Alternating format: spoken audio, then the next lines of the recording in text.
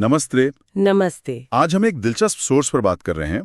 शीर्षक है मनुष्य से देवता बनने की श्रीमत। हाँ, सुनने में काफी बड़ा दावा लगता है ना। बिल्कुल, मतलब मनुष्य से देवता बनना, हाँ जैसे कांटे से फूल। हाँ तो आज हम यही समझेंगे कि यह सोर्स कैसे बताता है कि याद, पवित्रता और वो जो समय का चक्र है वो कैसे इसमें मदद करते हैं। हाँ, चलिए देखते हैं। तो सोर्स कहता है कि मनुष्य भविष्य के लिए देवता बन सकता है। हाँ बिल्कुल, और देखिए इसका जो मेन आइडिया है, जो आधार है, वो है याद।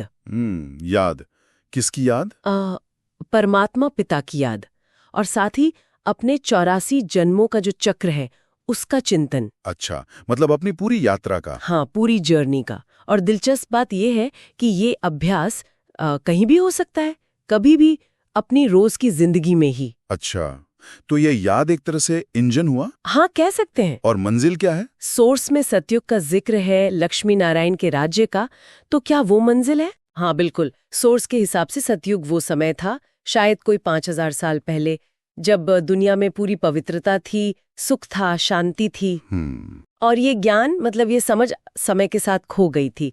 अब उसे फिर से जैसे रिमाइंड कराया जा रहा है। तो लक्ष्य वही सतयुग जैसा बनना है। हाँ, वही दैवी स्थिति पाना। ठीक है, तो याद हो गई गाड़ी, सतयुग हो गई मंजिल। अब रास्ता। सोर्स में श्रीमत शब्द है, श्रेष्ठ मार्गदर्शन। तो इसमें प्रैक्टिकली क्या करने को कहा गया है? हाँ, श्रीमत में कुछ खास बातें हैं, जैसे आसुरी स्वभाव से बचना, गुस्सा, दूसरों को दुख देना, इन सब से। और एक बहुत जरूरी बात, बुरा मत सुनो, मतलब व्यर्थ की बातों में टाइम वेस्ट ना करना। व्यर्थ बातें जैसे? सोर्स उन्हें झरमुई झगमुई कहता है, मतलब दुनिया की फालतू बातें, गॉसिप, नेगेटिविटी।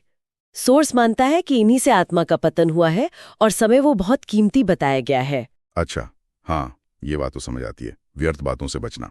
लेकिन ये जो अंदरूनी बदलाव है, इसके लिए फ्यूल कहाँ से आएगा?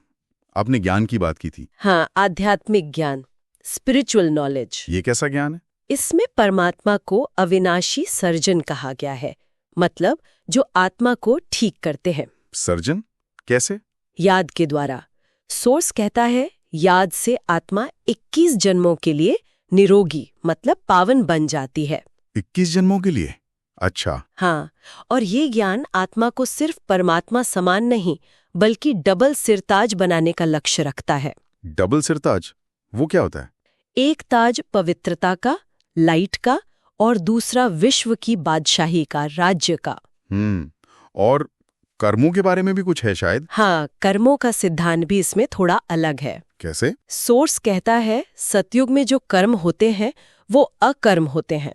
अकर्म? हाँ, मतलब ऐसे कर्म जिनका कोई बोझ नहीं बनता, सहज, पुण्य वाले, कोई रिएक्शन नहीं। और आज के समय में? आज के समय, जिसे सोर्स में रावण राज्य भी कहा गया है, कर्म अक्सर विकर्म बन जाते हैं। विकर्म मतलब? पाप कर्म, गलत काम, जिनका बोझ आत्मा पर आता है। हो, तो उस बोझ का क्या होता है? वो याद की शक्ति से ही विनाश होता है, ऐसा सोर्स कहता है। अच्छा, तो याद से पिछला हिसाब चुकता होता है। और अभी के लिए सोर्स में देही अभिमानी बनने की बात है, वो क्या है? देही अभिमानी मतलब देह के भान से ऊपर उठना, ये समझना कि मैं शरीर नहीं, आत्मा हूँ। खुद को आत्मा समझना। हाँ, ये एक आंतरिक स्थिति है, पवित्रता से जुड़ी हुई।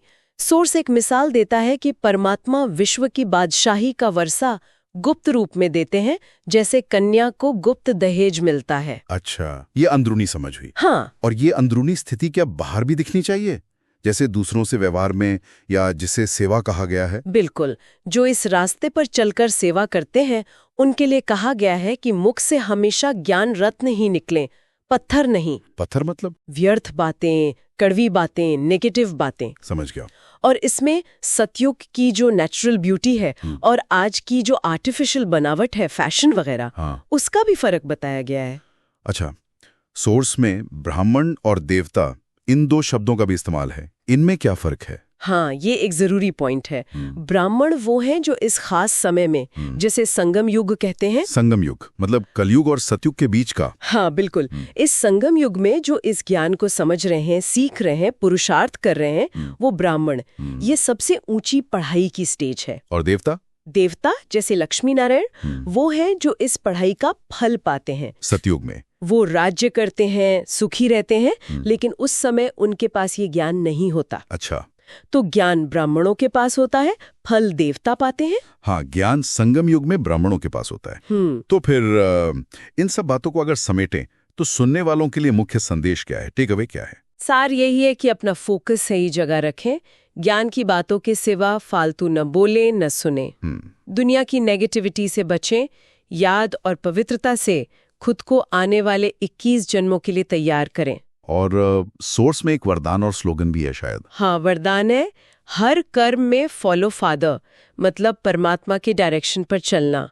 और स्लोगन है, संतुष्टता का फल है खुशी, और जहाँ खुशी है वहाँ सवाल खत्म हो जाते हैं। संतुष्टता से खुशी। हाँ, और अभ्यास ये करना है कि दूसरों की कमजोरियों को न देखें, बल्कि उनकी आत्मा को देखें, आत्मिक स्थिति में रहें। तो ये थी हमारी आज की चर्चा, मनुष्य से देवता बनने की श्रीमत पर। हाँ, और ये सोचने पे मजबूर करता है कि कैसे इस सोर्स के अनुसार अपनी अंदर की स्थिति, याद और ज्ञान पर फोकस करके कोई अपनी कैपेसिटी और भविष्य को कितना बदल सकता है। बिल्कुल। ओम शांति। ओम शांति।